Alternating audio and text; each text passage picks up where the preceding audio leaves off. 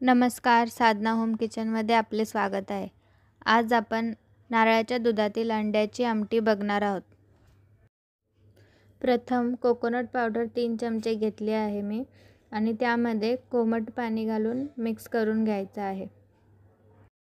आपल्याकडे ओला नारळ असेल तर त्याचेही दूध काढू शकता. आता आपले नारळाचे दूध तयार झालेले आहे.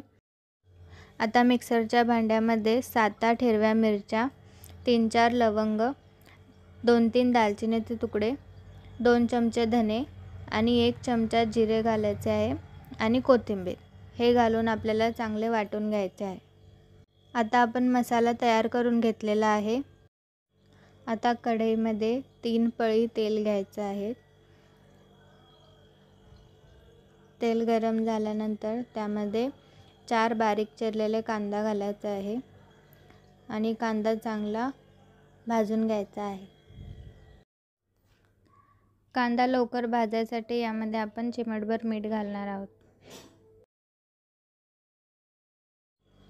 कांदा चांगला गुलाबी रंगाचा झाला की त्यामध्ये आपण बनवलेला मसाला घालून मिक्स करून घ्यायचा आहे.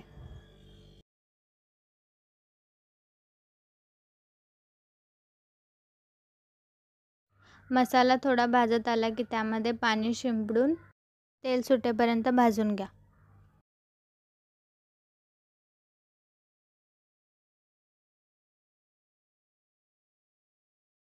मसाल्याचा खमंग वास आला की त्यात नारळाचे दूध ओतावे.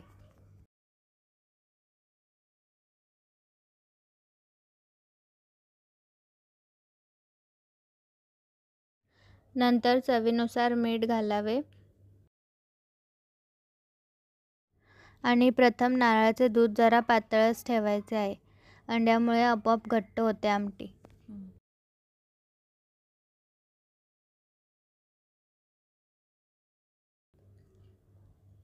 मिश्रणाला उकळी आल्यावर थोडी कोथिंबीर घालून मिक्स करावे.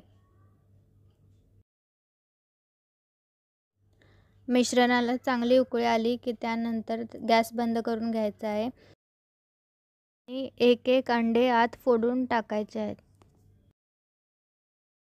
ही आमटी अगदी थोड्या वेळात आयत्या वेळी कोणी पाहुणे आले की लगेच करू शकतो. सर्व अंडे टाकून झाल्यानंतर गॅस चालू करून घ्यायचा आहे आणि झाकण ठेवून 4 ते 5 मिनिटं शिजवून घ्या. 5 मिनिटांनी झाकण काढून अंडी घट्ट झाल्यावरती आमटी उतरावी आणि वरतून कोथिंबीर घालावी.